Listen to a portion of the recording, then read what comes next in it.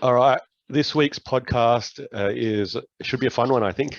We're going to have a chat about the Golden State Warriors and Steph Curry. Obviously, they're in the second round tilt against the Grizzlies, and we're going to talk about, I guess, what would a ring mean to Steph Curry if they were to go all the way this year, and ultimately who Steph Curry is chasing as a all-time great, and ultimately who could he catch? That's ahead of him in the list at the moment. I think I thought about this topic this week, which is why I put it on the board, because we talk a lot about like LeBron. Who's LeBron chasing? We talked about Kobe. Who's Kobe chasing? And all these sort of players. And I must say, I haven't really heard so much about who Steph Curry is chasing in that sort of sense. And I thought it was an interesting topic to really sort of debate tonight and, put on the table. So I guess, firstly, we did the all-time list a little while ago. We broke down, obviously, all the positions and our own all-time list and things like that. And both of us had, I think, Steph Curry on those lists. I had him number 2 on my all-time point guard list, just behind Magic Johnson, and obviously ahead of some pretty sort of historical names, I guess, in that sort of sense. So I guess I already rate him fairly high, I think, in that sort of situation.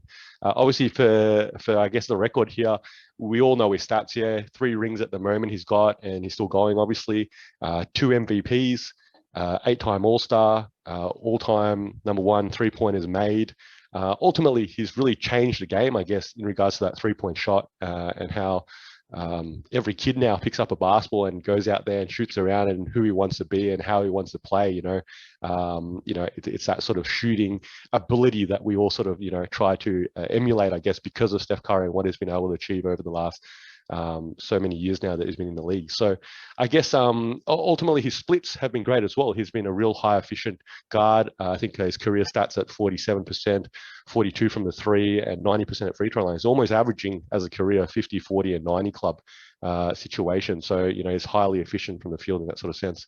I think with some of his stats, which I brought up obviously to talk about him in this sort of one for his career stats at the moment, he's at 24.3 points a game, and obviously that could still go up or down, as he continues to play. 6.5 assists, 4.6 rebounds, and 1.7 steals per game. That was actually a little bit of a surprising stats. He actually does, pick your pocket, nearly 2 times a game almost, which is pretty impressive, I guess, in a sense, because you don't really think of him like a defensive-minded sort of guard in that sort of sense. I guess I think when I was sort of trying to explore where would I put him and who's he chasing. Okay, I guess firstly the guard ahead of him, Magic Johnson. I think it's ultimately not really a chase that he's trying to, complete here with Magic Johnson, because they're 2 sort of different sort of guards. To me, Magic Johnson, I think, was like your Penny Hardaway, LeBron, that big sort of guard, 6'8", sort of could be a small forward, could play the 5-4 even sort of situation.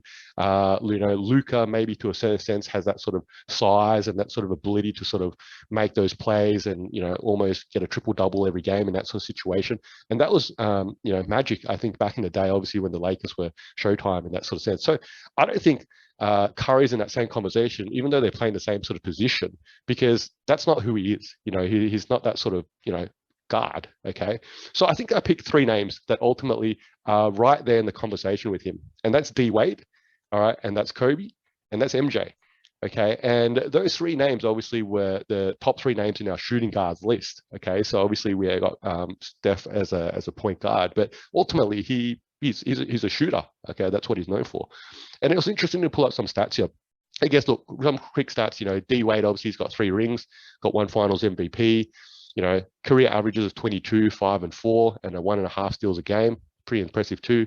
Kobe's averages a little bit more there, obviously 25 points a game, 5 rebounds, 4 assists, and 1.4 steals. He's got 5 rings, obviously, 2 Finals MVPs and 1 MVP to his resume. And look, we don't even need to go over Jordan stats. We know his resume. Okay, so I think the point here is that Curry has 3 rings at the moment. If they can win the 4th this year, okay, if the Warriors can go all the way and ring the 4th this year, okay, I think he's putting himself in the conversation that he would be potentially the 2nd best shooting guard or guard if all time behind Jordan. Okay, if they can get ring number 4 this year, and the window is still open.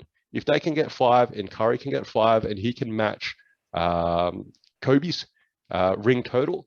Okay, he's already got an extra MVP against his name there.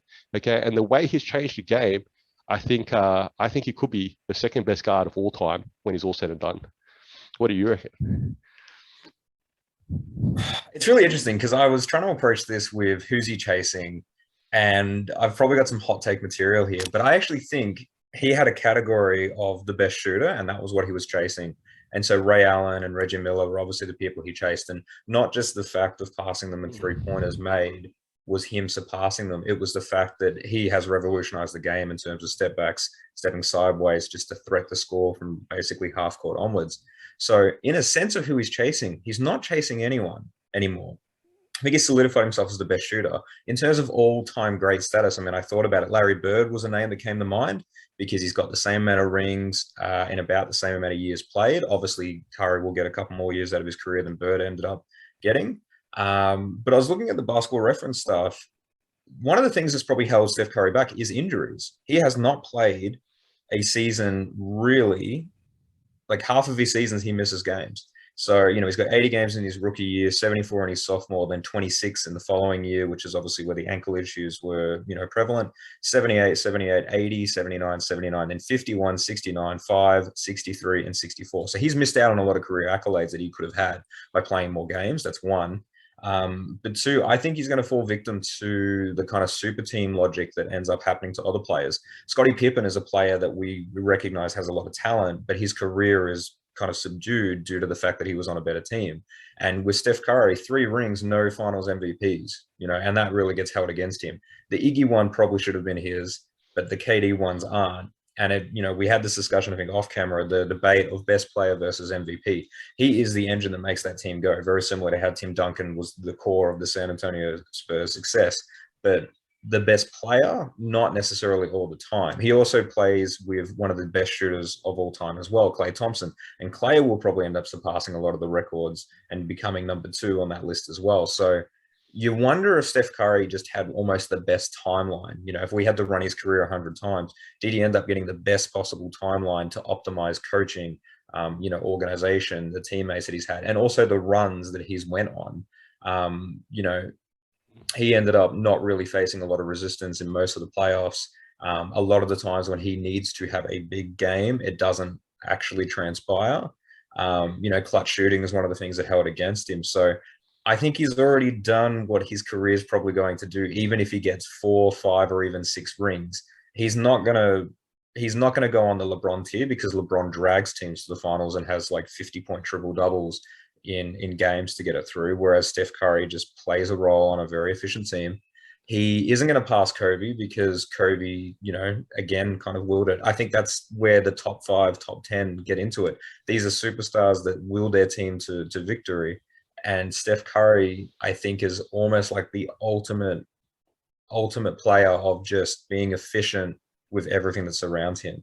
So yeah, my hot take is I think he's already done it. I think he's already top 15, and that's probably where he rests because I don't think he overcomes people unless he goes on a tear. And I'm talking like a finals MVP tear. So you're basically saying unless he wins a finals MVP, he can't move any further up the all-time list than he already has? Unless he wins like 2.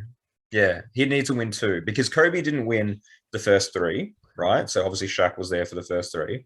And if Kobe had just won 1 ring and then, gets finals MVP, we'd probably just say, okay, yeah, he's there. But we recognize that, the 2 finals MVPs means he did it just as much on his own as he did with someone else. Steph Curry has a good team to begin with, but the Kevin Durant era, let's say the Warriors never got Kevin Durant. It's a great hypothetical, another future pod.